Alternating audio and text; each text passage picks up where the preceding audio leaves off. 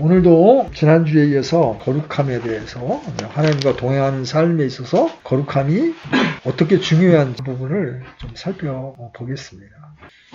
오늘도 지난주에 말했던 것과 약간 각도를 달리해서 거룩함의 또 다른 의미에 대해서 한번 살펴보려고 합니다. 여러분, 아담의 범죄로 인하여 타락한 우리 인간의 실존이 어떤 상태에 있어요? 죄인은 하나님은 빛이시기 때문에 죄인은 하나님 앞에 나아갈 수가 없는 자들입니다. 여러분, 출애굽기 19장 23절 한번 열어보세요. 출애굽기에 따르면 우리는 시내산의 경계를 통해서 거룩함의 예표를 볼 수가 있어요.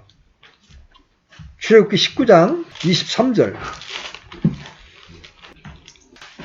자, 찾으셨으면 같이 읽겠습니다. 시작. 모세가 주께 아뢰되 주께서 우리에게 명하여 말씀하시기를 산 주변에 경계를 정하고 산을 거룩히 구별하라 하셨사온즉 백성이 시내산에 오르지 못하리이다 하매. 이 시내산에 경계를 쳐놓고 이 경계 안으로 사람들이 들어오지 못하게 합니다. 시내산 주변의 이 경계는 사람과 하나님을 나누는 거예요. 마찬가지로 구약 성경에서는 대제사장만이 지성소에 들어갈 수 있는 허락을 받습니다. 그런데 신약에서는 어때요? 모든 그리스도인들은 바로 제사장이 됩니다. 그렇죠? 우리가 직접 하나님께 나아갈 수 있을 뿐만 아니라 담대히 나아갑니다. 거듭난 하나님의 자녀들은 지금 하늘의 신의 산의 경계 내에 있는 거예요. 하나님의 거룩함에 참여한 자들입니다. 반면에 구원받지 못하는 사람들은 지금 신의 산 경계 밖에 있는 사람들이죠. 그래서 하나님 앞에 나아갈 수가 없는 거예요. 그 사람이 교회를 다니고 그 사람이 설교를 듣고 비록 헌금을 드린다 할지라도 성령으로 다시 태어나지 않은 사람은 여전히 신의 산 경계 밖에 있는 거예요. 그러면 밖에 있는 사람들은 어떤 사람들이에요? 구원받지 않고 여전히 하나님의 경계 밖에 있는 사람들은 그들의 불신 때문에 밖에 서 있는 거예요. 구원받기 전에 우리는 모두 타국인이요 낯선 자들이었습니다. 여러분, 에베소 2장 12절 한번 열어보세요. 우리가 거룩함을 얻기 전에 우리가 어떤 존재인지를 먼저 보는 거예요. 에베소 2장 12절.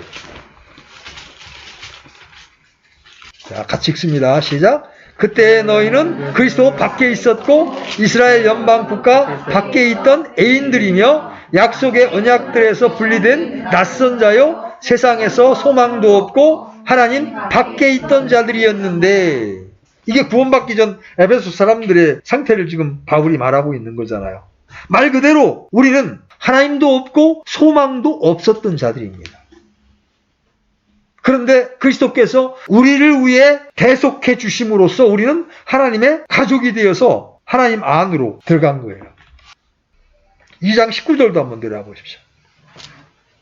2장 19절 같이 읽습니다. 시작. 그러므로 이제 너희는 더 이상 낯선 자도 아니요 애국인도 아니요 오직 성도들과 더불어 동료 시민이요 하나님의 집안에 속한 자들이며, 예수 그리스도의 대속의 죽음으로 우리가 이제 하나님께 성별되어서 그리스도 안에서 하나님에 의하여 받아들여진 거야. 가족으로 받아들여진 거예요. 출애굽기 29장에 보면 이런 말씀이 있어요.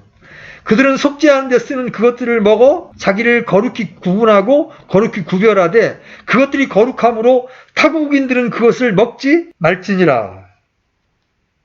타국인들은 거룩한 것에 참여하는 것이 금지되어 있음을 볼 수가 있어요. 여러분, 그것을 신약으로 한번 끌고 와봐요. 우리 주의 만찬을 기억해 보십시오.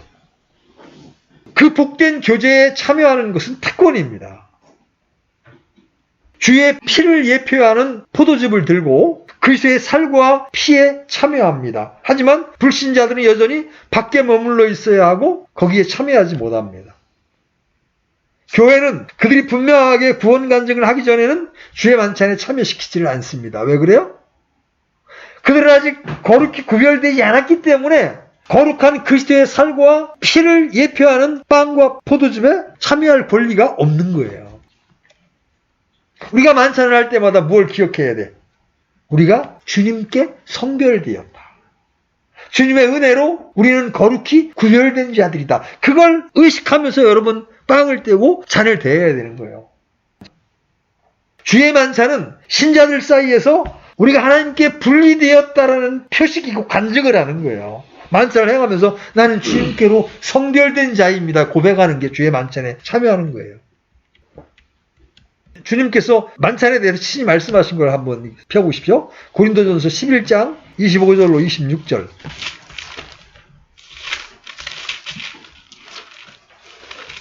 고린도전서 11장 25절 26절. 자, 찾으셨으면 같이 읽겠습니다. 시작. 저녁 식사 뒤에 또 그와 같은 방법으로 잔을 집으시고 이르시되 이 잔은 내 피로 세우는 새 상속 언약이니 너희가 그것을 마실 때마다 나를 기억하여 이것을 행하라 하셨느니라. 이는 너희가 이 빵을 먹고 이 잔을 마실 때마다 주의 죽으심을 그분께서 오실 때까지 보이기 때문이니라. 주의 만찬이라는 의식을 통해 그분이 오실 때까지 주의 죽으심을 보이는 거예요. 겉으로 보기에는 참으로 이상한 의식입니다. 그죠? 세상 사람이 볼 때도 저 사람들 뭐 하는 짓이지? 이렇게 생각할 수 있습니다. 그러나 우리는 그 의미를 압니다. 그분 안에서 우리는 모두 죽었고 그분 안에서 우리는 모두 주님과 연합되었습니다. 그래서 성경은 이렇게 말합니다. 너희는 죽었고 너희의 생명은 그리스도와 함께 하나님 안에 감추어져 있느니라. 여러분 구원받기 전 우리는 이렇게 하나님 밖에 있었고 하나님의 복된 약속에 참여할 수 없는 자들이에요. 그래서 사람은 거룩히 구별될 필요가 있는 거예요. 그 첫 번째가 죄로부터의 분리입니다. 우리는 예수님을 영접하는 순간 죄로부터 분리됩니다. 하나님은 자신의 면전에 죄가 들어오도록 허락하지 않으십니다. 우리 이미 죄를 졌는데 어떡해? 지금도 짓고 있는데 어떡해? 그런데 이 문제는 예수 그리스도 안에서 우리가 죽음으로 해결이 되는 거예요. 예수님이 죽었다는 건 그때 나도 영적으로는 그분과 함께 연합해서 죽었다는 걸 의미하는 거예요. 그렇게 함으로 우리가 죄로부터 분리되는 거예요. 왜 예수 그리스도께서 죽으셔야 하며 우리는 그분 안에서 죽어야 합니까? 하나님께서는 죄를 끔찍한 것이라고 부르십니다. 그래서 실수라거나 질병이라는 개념보다 훨씬 더 깊은 거예요. 사람들은 동성애를 그거 병 아닙니까? 이렇게 인간적인 수준으로 약화시켜서 그걸 합리화하려고 합니다. 근데 성경은 동성애를 어떻게 보십니까? 아주 끔찍한 죄라고 정죄하십니다. 그래서 소돔과 고모라가 동성애가 창궐했을 때 하나님이 마지막 세상 날의 심판의 모습의 예표로 하늘에서 불과 유황을 내려서 그 도시를 전멸시킵니다. 불로 없애버리십니다. 그것은 율법의 저주와 심판의 선고를 보여주는 거예요. 혼을 파괴하고 세상을 멸망시킬 수 있는 그 무엇인가가 바로 죄예요. 사람을 영원한 멸망으로 몰아넣고 6,000년 동안 지상에 넘쳐나고 영원한 지옥으로 보내는 것, 그게 바로 죄입니다. 구약에서 제단 위에 흐르는 피와 연기와 불이 바로 죄의 끔찍함을 드러내주는 거예요. 죄의 싹은 사망입니다. 그렇죠? 육체가 죽고 그 다음에 혼이 불호수에 던져지고 이게 둘째 사망이죠. 그리고 영원한 흑암 가운데 거하는 거예요. 그래서 거룩함을 알려고 하는 사람은 반드시 죄를 이해해야 합니다. 죄를 하나님이 보는 시각으로 보아야 되는 거예요. 죄를 하나님이 생각하시는 것과 같이 생각하는 사람은 하나님의 아들의 십자가와 무덤을 보고 겟세마네와 골고다의 의미를 아는 거예요. 나는 현재 하나님이 생각하는 것과 동일한 관점으로 죄를 보고 있습니까? 사람들은 그거 좀 다르게 볼 수 있는 거 아닙니까? 이렇게 말할 수 있습니다. 성경에 의하면 그럴 수 없습니다. 그래서 우리는 모든 부분에서 하나님과 같이 생각을 해야 합니다. 여러분, 회개라는 게 뭐예요? 회개라는 게 하나님의 시각으로 돌아오는 거예요. 내가 볼 때 그게 무슨 문제야? 동성애가 무슨 문제야? 거짓말이 무슨 문제야? 우상숭배가 무슨 문제야? 숙취하는 게 무슨 문제야? 내가 볼 때는 별 문제가 아닌 것 같단 말이에요. 회개란 내가 보기에 어떠하냐가 아니라 거룩하신 하나님이 보실 때 그걸 어떻게 보시느냐로 돌이키는 걸 말하는 거예요. 그래서 어떤 한 가지 문제뿐만 아니라 모든 부분에서 하나님과 같이 생각을 하는 거예요. 하나님 보시는 것과 다르게 보는 자에게 화가 있는 거예요. 이스라엘 백성들이 계속해서 하나님의 징계를 받고 하나님의 심판을 받았던 이유가 늘 자기 수준으로 생각한 거죠. 하나님은 죄로부터 우리를 불러내신 거예요. 하나님께서 가증히 여기시는 것들을 혐오하게 만드시는 거예요. 하나님 우리가 죄 가운데 잉태되었고 불법 가운데 태어났음을 성경을 통해서 알려주십니다. 우리는 단순히 병을 앓아서 약을 필요로 하거나 연민을 필요로 하는 불쌍한 사람이 아니라 범법과 죄들 가운데에서 죽어있는 자들이에요. 율법에 따르면 사형 선고를 받은 죄인들입니다. 이 심판은 피할 수가 없어요. 하지만 주님은 조용히 우리에게 죄의 심각성을 보여주시고 우리를 부르시기 전에 우리의 모습을 보게 하십니다. 우리를 향하신 하나님의 뜻이 무엇인지를 보여주십니다. 주님은 모든 더러운 것과 불의, 모든 타락과 모든 구분길, 모든 불순종, 모든 육과 영의 더러움으로부터 우리를 불러내시기를 원하시는 거예요. 기독교인이 거룩함에 대해서 올바른 관점을 갖기 위해서는 반드시 죄라고 하는 심각하고도 광범위한 주제를 배워야 합니다. 높은 건물을 짓기 위해서는 어떻게? 땅을 깊게 파야 합니다. 그렇죠? 그렇지 않으면 어떻게 돼? 다 무너지는 거예요. 거룩에 대한 잘못된 관점은 일반적으로 인간의 타락에 대한 잘못된 관점에서 유래하는 거예요. 죄에 대한 올바른 지식은 기독교 구원의 뿌리에 해당하는 매우 평범한 진리입니다. 칭의, 회심, 성화와 같은 교리들은 죄가 없다면 전혀 성립할 수 없는 용어잖아요. 그러므로 하나님께서 어떤 사람을 구원하실 때 행하시는 첫 번째 일은 그 사람의 마음 가운데 빛을 주셔서 그가 죄인이라는 사실을 깨닫도록 하는 거예요. 창세기에서 처음 등장하는 물질이 뭐예요? 바로 빛입니다. 그죠? 빛이 있으라. 이게 첫 번째예요. 영적 창조에 있어서도 마찬가지죠. 하나님 우리 마음 가운데 성령의 역사를 통해서 빛을 비추시는 거예요. 그때 가장 먼저 깨닫게 되는 게 뭐예요? 아, 내가 죄인이었구나.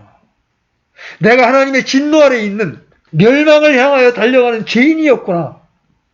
이 깨달음이 분명해져야 예수님이 왜 이 땅에 오셨는지가 내 마음에 정확히 인식되게 되는 거예요. 죄에 대해서 흐릿하고 불분명한 관점은 오늘날 성행하는 모든 잘못된 가르침과 이단들의 근원이 됩니다. 오늘날 한국 기독교의 문제점이 바로 그거예요. 인간의 죄에 대한 진단이 정확하지 않아요. 그냥 하나님은 여러분을 사랑하십니다. 하나님을 믿으면 복받습니다. 이러다 보니까 자기가 어떤 죄인지를 모르고 그냥 종교 생활을 시작하는 겁니다. 여전히 하나님 밖에 있으면서도 하나님 안에 있는 걸로 착각을 하는 거예요. 요새 보면 박진영이라고 JYP 그 사람의 강의 때문에 킹제임스 지정에서 상당한 지금 논쟁이 불붙고 있어요. 그 형제가 주장한 것이 교리적으로 좀 이렇게 무리가 있는 부분도 있지만 어느 면에서 이해가 되는 부분도 있어요. 자기가 7년 전에 믿었다 이게요. 내가 믿었는데 어느 날 하나님이 나로 하여금 믿음을 주실 때까지 상당한 갈등과 머뭇거림이 있었다. 충분히 그럴 수 있다고 봅니다. 저도 그랬습니다. 내가 예수를 믿겠다고 결단하고 십계명을 외우고 사도신경을 외우고 주기도문을 외워서 세례를 받은 그때와 내 마음에 성령이 임하시면서 하나님의 사랑을 깨닫는 것과는 5년 이상의 차이가 있었어요. 그러면 그 두 개의 차이가 뭐냐는 거예요. 전자의 경우 대부분 예수님을 받아들이긴 받아들이되 내가 어떤 죄인지를 발견하지 못한 채 예수님을 받아들이다 보니까 구원의 선이 애매했던 겁니다. 그런데 전도집회나 이런 데서 인간의 실존을 정확하게 성경적으로 해부해보고 보니까 나는 하나님 앞에 할 말이 없는 자예요. 지옥에 가도 할 말이 없는 죄인이라는 사실이 깨달아졌을 때 비로소 아, 예수님이 나를 위하여 행하신 그 일이 나를 이미 거룩하게 해놓았구나. 나를 의롭게 해놓았구나. 이게 분명한 확신으로 마음에 들어올 때 그다음부터 이제 흔들리지 않는 믿음을 갖게 되는 거죠. 성경에는 사람이 믿어야 된다. 믿으라는 명령을 하시지만 동시에 믿어진 바 되었다. 단번에 우리에게 믿음이 전달되었다. 믿음은 들으면서 나고 들으면 하나님의 말씀으로 말미암는다. 이런 구절들도 있단 말이에요. 그래서 내가 믿은 것 같았는데 나중에 그리스도 안에 들어와 보면은 하나님이 내게 믿음을 주셨구나. 그러다 보니까 형제교회나 구원파 같은 데는 독립침례교회식의 영접기도를 촉구하지 않습니다. 계속 복음의 말씀을 전해서 어느 날 그 믿음이 안에 들어오도록 합니다. 그러다 보니까 이제 뭐 믿어졌다라는 표현도 나오고 성경은 믿으라고 그랬는데 왜 믿어졌다고 하냐. 그거는 뭐 불교의 깨달음을 이야기하는 거냐 그러면서 뭐 이런저런 공격을 하기도 하지만 성경은 양자를 다 말씀하고 있어요. 분리부할 책임은 나한테 있지만 마음을 열고 그분을 받아들일 책임은 나한테 있지만 그때 믿음을 주시는 건 하나님이시라는 거예요. 근데 이 모든 일에 선행되어야 될 게 뭐냐면 죄에 대한 인식이에요. 만약 사람이 자신의 혼이 치유불능의 위협에 빠져 있음을 알지 못한다면 그는 거짓되고 불완전한 치유학을 가지고 만족할지 몰라요. 이제 이번에 나는 그냥 몸살기만 좀 있는 거라 별거 아닌 거라고 생각했는데 자면 39도까지 고열이 오르고 구토를 하고 막 그럽니다. 그러니까 당연히 우리 상식의 수준에서는 어떻게 생각했어? 자매는 코로나다. 나는 몸살이고. 그래서 병원에 가서 검사를 했더니 나는 확진이 되고 양성이 나오고 자매는 음성이라는 거야. 돌아와서 아니야 이거는 진단이 잘못된 거야. 그래가지고 이제 그 다음날 이제 확진자 가족이니까 이제 PCR 검사를 하라고 해서 가서 검사를 했는데 아침에 했는데 저녁 6시쯤 날라오는데 또 음성인 거야. 만약에 우리가 계속 우리 생각으로 그 증상을 나름대로 진단하고 그냥 있었으면 어떻게 됐을까요? 나한테 또 이제 옮겨서 어려웠을 텐데 본인이 이제 도무지 힘들다 그러니까 밤에 얼찌방은 응급실로 찾아간 거죠. 가서 검사를 해보니까 코로나하고는 다른 이제 세균이 몸에서 증식을 하면서 계속 열을 올리고 힘들게 만든 거예요. 만약에 그게 코로나인 줄 알고 코로나 약만 먹었으면 어떻게 됐을까요? 몸 안에 있는 다른 세균은 계속해서 증식됐을 거라는 말이에요. 저는 오늘날의 교회가 가장 필요한 것 중에 하나가 죄에 대한 분명하고도 충분한 가르침이어야 한다고 믿습니다. 죄에 대한 충분하고도 분명한 증거 없이 우리 주 예수 그리스도의 십자가의 고난, 그분의 대속과 피의 진리에 대해서 정확히 답할 수가 없어요. 그리스도의 피에 다른 어떤 것으로도 죄를 속할 수 없다는 죄의 끔찍한 실상에 대한 인식만이 충분한 답이 되는 거예요. 사람들이 죄가 얼마나 무서웠던지 예수 그리스도께서는 겟세마네 동산에서 땀방울이 핏방울이 되도록 고뇌하셨습니다. 그렇죠? 골고다에서는 울부짖으셨습니다. 나의 하나님 어찌하여 나를 버리시나이까. 여러분 우리가 그냥 우리를 조금만 개선해서 십계명을 잘 지키며 살 수 있다면 하나님의 아들이 이 땅에 내려오셔서 인간으로 오셔서 십자가에서 그 처참한 죽음을 당하실 이유가 없는 거예요. 우리 죄가 너무나 끔찍하기 때문에 하나님의 아들의 대속의 죽음이 없이는 우리를 구원할 길이 없었던 거예요. 여러분 우리가 범하는 이 죄들이 그냥 실수라거나 나약함이라거나 여러분 질병이라고 이렇게 호도해서는 안 됩니다. 하나님 앞에 끔찍한 죄다. 그래서 이 죄로부터 우리를 분리시키기 위해서 하나님이 이 땅에 예수님을 보내주신 것이다.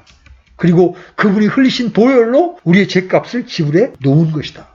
그런데 여러분 여기서 이 죄로부터 분리라는 면에서 또 하나 여러분이 한번 들여다봐야 될 게 있는데 예수님이 그 일을 행하심으로 실제로 우리 몸 안에 우리가 죄로부터 분리되어 하나님께로 다가가는 이 일을 하게 하는 게 뭐냐면 바로 주님이 손으로 하지 아니한 할례, 즉 영적 수술을 통해서 순간적으로 우리의 거룩함을 이루어 주시는 거예요. 여러분 골로새서 2장 11절 한번 열어보세요.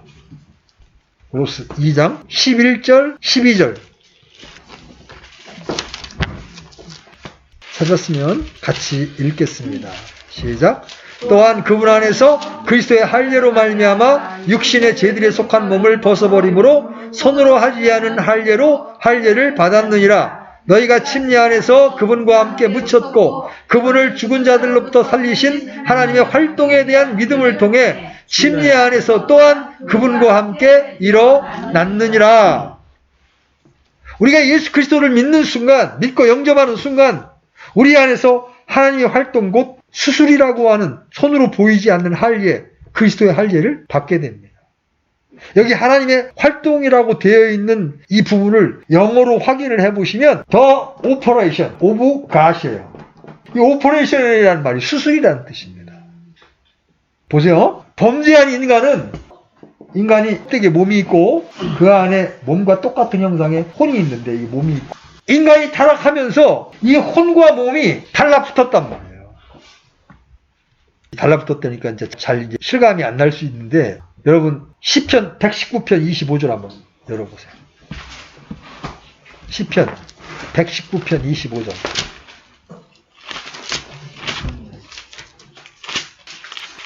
같이 읽습니다. 시작. 내 혼이 진토에 붙어 싸우니 주의 말씀에 따라 주께서 나를 살리소서. 혼이 지금 진토 흙하고 붙어 있다. 우리 몸은 흙으로 되어 있잖아요. 혼이 죄의 몸과 달라붙어 있어. 그러니까 이 혼은 몸이 시키는 대로 죄를 짓는 거예요. 구원받지 못한 사람은 죄를 이길 힘이 없어요. 몸이 끄는 대로, 육체의 정욕이 이끄는 대로 우리를 끌고 갈 수밖에 없는 거예요. 그래서 구약에 보면요, 이 혼과 몸이 달라붙어 있기 때문에 구약에서는 시체를 만지거나 부정한 것을 만지면 이 진영에 두르지 못하게 했습니다. 왜 그래요? 아니, 물로 씻어내면 끝나잖아. 근데 이 혼이 만진 걸로 보는 거야. 몸과 혼이 붙어 있기 때문에 몸이 만지면 혼이 범죄한 게 되는 거예요.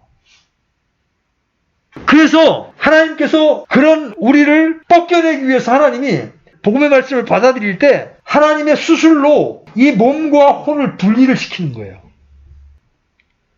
날씨가 갑자기 추워지면 어떻게 돼? 이 그릇과 얼음이 달라붙어서 하나가 돼버리잖아요. 그냥 물일 때는 그냥 쏟아내면 분리되어 있으니까 따로 노는데 바짝 얼어버리면 어떻게 돼? 그릇하고 이 얼음이 딱 하나가 돼버린단 말이에요. 죄를 졌을 때 우리의 몸과 혼이 이렇게 달라붙어 있단 말이에요. 그래서 몸이 죄를 져도 혼이 짓는 거하고 똑같아. 그래서 구약에서는 부정한 것을 만지면 그 사람은 어떻게 돼? 성전에도 못 들어가고요. 자기들 진영 안에도 못 들어갔어요. 7일 동안 바깥에 격리되어 있었단 말이에요. 그래서 이제 하나님은 그러한 인간들을 수술을 하는 거야. 영은 살려내시고 거듭나게 하시고 이 몸과 혼을 분리를 시키는 거예요. 그걸 여기서 그리스도의 할례라고 그러는 거예요. 이스라엘 백성들은 하나님의 백성의 표시로 할례를 받았어요. 남자의 성기를 난지 8일 만에 이렇게 잘라냄으로 하나님의 백성이라는 표시를 받았지만 이제 신약에 와서는 우리가 하나님의 백성이라는 표시가 영적 할례, 이 몸과 혼을 잘라내는 일을 하는 거예요. 그래서 구원받게 되면 이제 더 이상 몸 안에 죄가 있기 때문에 이 지배를 완전히 벗어나지는 못해요. 여전히 나는 죄의 몸 안에 있으니까. 그렇지만 이걸 거절할 수 있는 힘이 내 혼이 몸에서 떨어졌기 때문에 생겨나는 거예요.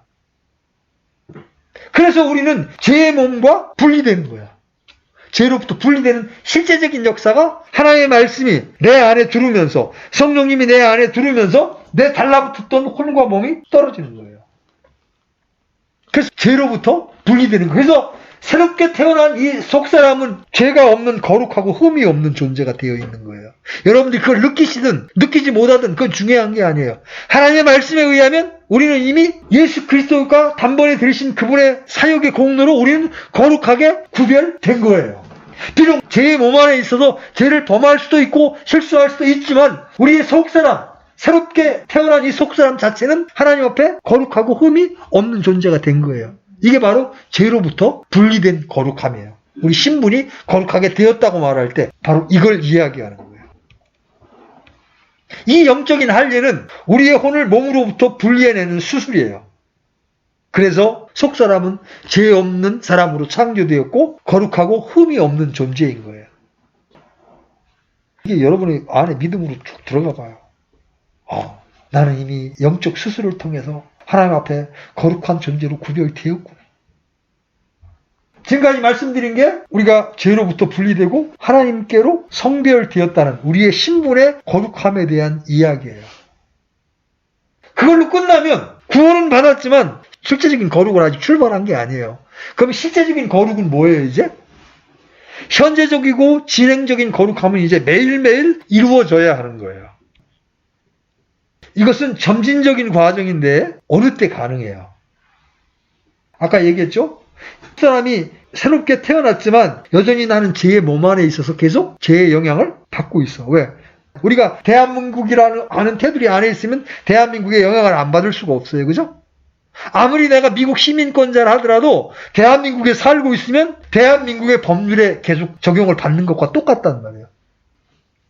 그래서 이제 우리는 여기서 우리의 육신이 그분과 함께 십자가에 못 박혀 있음을 믿고 날마다 하나님과 동행하는 삶을 살아가야 실제적인 거룩을 우리가 이룰 수가 있다. 그래서 거룩한 삶을 살기 위해서는 분리된 삶을 살아야 된다. 우리 디모데후서 2장 21절 한번 읽어보십시오. 디모데후서 2장 21절.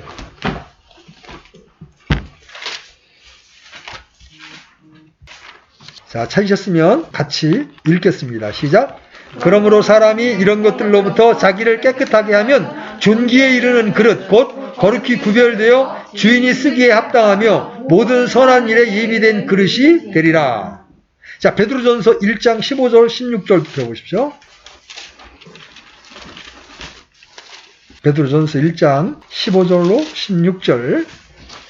자, 찾았으면 같이 읽습니다. 시작. 오직 너희를 부르신 분께서 거룩하신 것 같이 너희도 온갖 행실에서 거룩할지니라. 기록된 바 내가 거룩하니 너희도 거룩하라 하셨느니라.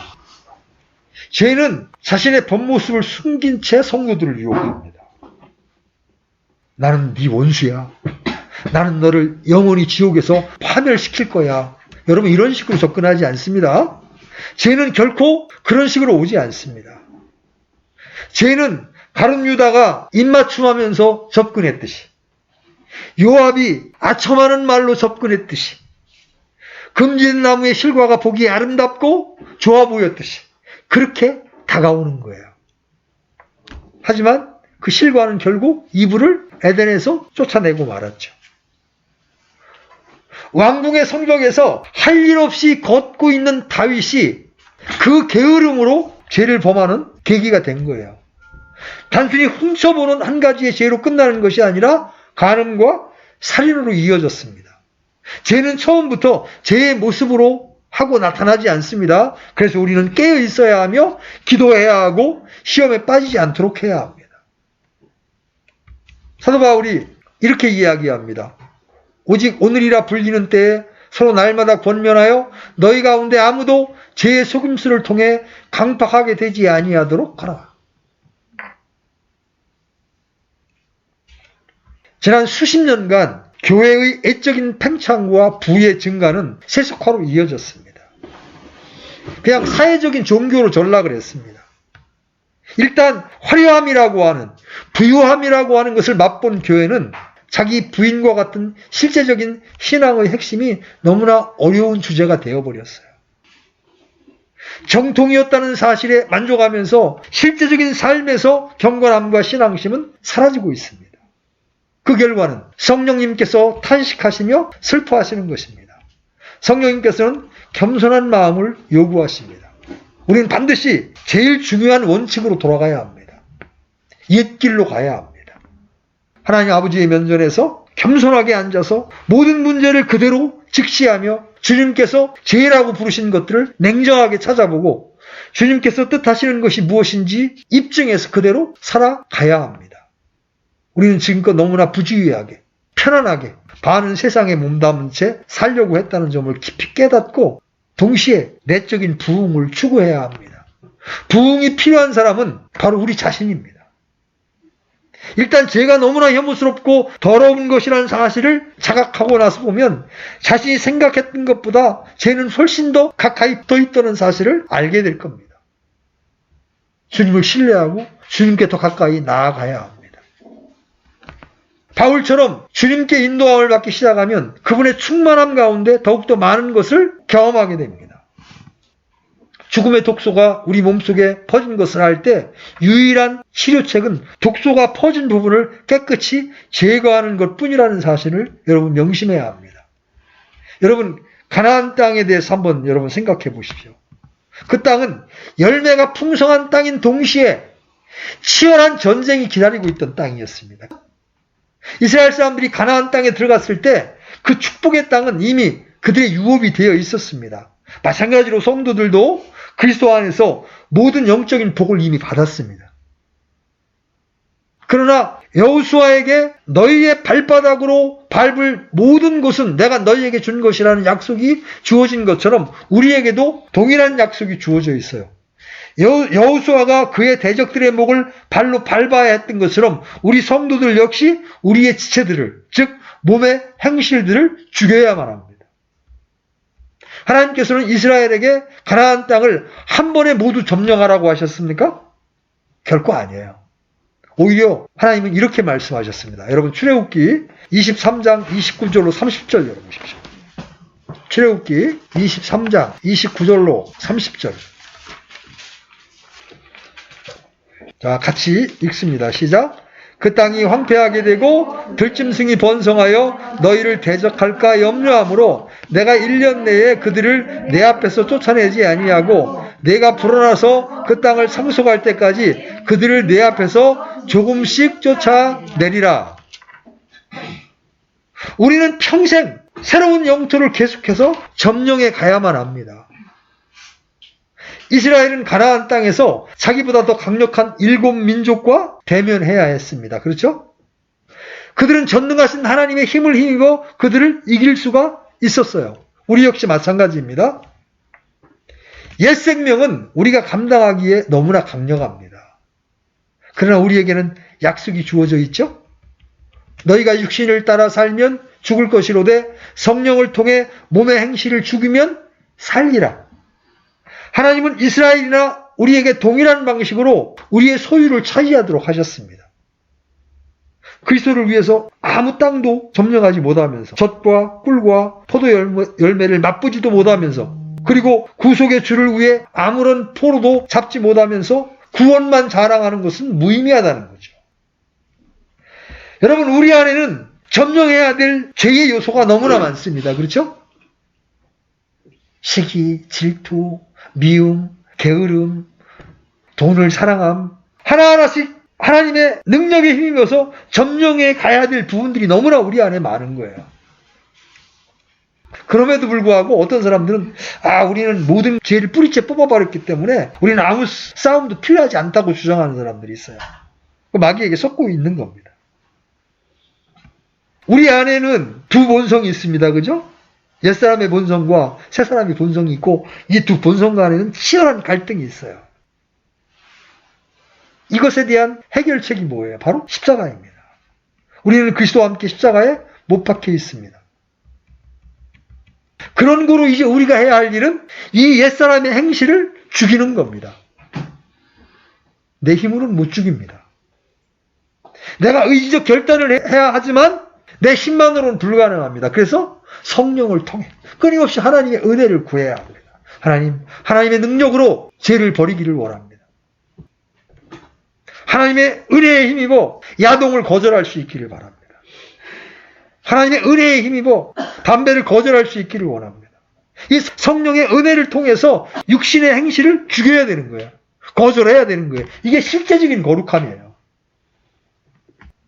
저는 가끔 이런 생각을 해요. 하나님께서 우리의 느슨한 삶을 용서해 주시기를 바랍니다. 우리는 얼마나 편안한 것을 좋아합니까? 주님의 삶과 비교해 볼 때 근처에도 못 가는 그런 삶으로부터 도망치려는 우리의 얄팍한 마음을 주님께서 용서하시기 바랍니다. 우리는 우리가 사랑하는 사람을 갈보리로 그리고 겟셋만의 동산으로 인도해서 주님을 따르도록 하는 그러한 기도를 드려볼 생각을 전혀 하지 않습니다. 어쩌면 우리 자신도 그것을 가본 적이 없거든요. 그리스도인들의 경험을 살펴보면 대다수의 그리스도인들은 로마서 7장에서 혼란과 방황을 거듭하며 한동안 보낸 후에야 그리스도 안에서 승리하는 삶을 경험하기 시작합니다. 사도 바울도 회심 이후 내적인 삶에서 겪게 된 쓰라린 체험을 고뇌에 찬 목소리로 이렇게 고백한 적이 있죠. 오, 나는 비참한 사람이로다. 이 사망의 몸에서 누가 나를 건져내리야. 그 이후에 그는 로마서 6장 11절에서 이렇게 말합니다. 이와 같이 너희도 너희 자신을 죄에 대하여는 참으로 죽은 자요 하나님께 대하여는 예수 그리스도 우리 주를 통해 산 자로 여길지어다. 그는 지긋지긋한 자아중심의 생활에서 벗어나는 길이 자신의 결의에 의한 것이 아니고 그리스도와 함께 십자가에 못 박혔다고 여기는 데 있음을 깨닫게 된 거예요. 인간의 방식과 달리 하나님의 방법은 십자가였습니다. 나의 옛사람은 죽었지. 이미 예수님과 함께 처형되었지. 여러분 마음속에 올라오는 여러 가지 육신의 소리가 여러분을 이끌어 가려고 할 때 여러분이 십자가의 예수님과 함께 죽었음을 여러분들이 선포하고 믿음으로 받아들여야 되는 겁니다. 이것이 그리스도인의 승리의 삶입니다. 그러나 이것은 단지 첫걸음에 불과해요. 죽음의 길은 일단 받아들여진 후에는 계속적인 배움이 뒤따라야 합니다. 주님의 십자가는 단번에 그리고 영원히 문제를 해결했지만 우리에게는 매일 지고 갈 십자가가 있는 거예요. 이 길은 평생 지속되는 과정입니다. 주님은 이렇게 말씀하셨습니다. 또 그분께서 그들 모두에게 이르시되 어떤 사람이 나를 따라오려거든 자기를 부인하고 날마다 자기 십자가를 지고 나를 따를지니라. 초대교회의 제자들은 수많은 범죄자들과 살인자들이 그들의 십자가를 지고 형장으로 걸어가는 행렬을 자주 보았을 겁니다. 여러분은 이렇게 하나님께 기도한 적이 있을 거예요. 하나님, 이것만 빼고 다른 건 다 괜찮습니다. 여러분은 그 일이 여러분에게 닥칠까봐 두려워했습니다. 그런데 바로 그 일이 여러분의 눈앞에 놓여질 때가 있습니다. 여러분 이 상황에서 하나님의 뜻에 순종할 때 여러분은 고통과 수치와 불행을 겪게 될 것입니다. 그러나 이 모든 것은 하나님의 지혜로 이제 여러분의 자아를 더 깊은 죽음으로 가져갈 수 있게 해줍니다. 그 상황을 수용해서 자아를 처리할 기회로 삼으십시오. 주님께서 당신의 어깨 위에 십자가를 지고 가실 때 그 십자가는 자신의 생명을 내려놓을 바로 그곳이었습니다. 바로 이것이 여러분이 그리스도의 추종자로 마땅히 해야 할 바로 그 일입니다. 주님께서는 여러분의 옛 자아를 처리하는 도구로서 바로 그와 같은 상황을 사용하십니다. 여러분에게 도무지 여러분이 감당하기 힘든 일이 여러분이 터졌을 때 그때 여러분이 기억해야 할 것이 있습니다. 그 일 앞에 당황하고 불평하고 좌절할 게 아니라 하나님이 내 자아를 처리할 기회로 이 일을 선용하기를 원하시는구나. 바로 그곳에서 여러분은 자아를 거부하고 그리스도를 따르는 것을 배우게 됩니다. 이와 같은 상황을 여러분이 수용할 때 그것이 바로 여러분의 십자가가 되는 거예요. 우리가 커다란 불행, 질병, 재난과 같이 피할 수 없는 일들을 우리의 십자가로 생각해서는 안 됩니다. 오히려 우리의 십자가는 우리의 자아를 들추어내서 우리의 자아를 죽음으로 이끌어가는 이 상황을 자원해서 받아들이는 겁니다. 그리고 우리가 이 십자가를 받아들일 때 골고다가 우리의 목표가 되는 거예요. 우리 옛사람을 끝내는 것. 십자가가 우리의 목표가 되는 겁니다. 우리가 매일 죽는 길이 바로 여기에 있습니다. 여러분 십자가의 거침은 아직도 계속됩니다. 그렇죠? 그리스도 안에서 경건하게 살고자 하는 자는 다 박해를 받습니다. 그리스도처럼 살기 시작하는 순간 바울의 음성을 듣게 됩니다. 너희 안에 이 생각을 품을지니 곧 그리스도 예수님 안에도 있던 생각이라. 그렇다면 이 마음은 어떤 마음입니까? 그리스도께서는 하나님의 형체로 계시다가 이름 없는 무명한 인간의 모습으로 오셨습니다. 그분은 종의 형체를 취하셨고 자신을 낮추셔서 죽기까지 복종하셨습니다. 그 죽음은 십자가의 죽음이었습니다. 여러분은 어린 양을 따르는 자들입니까?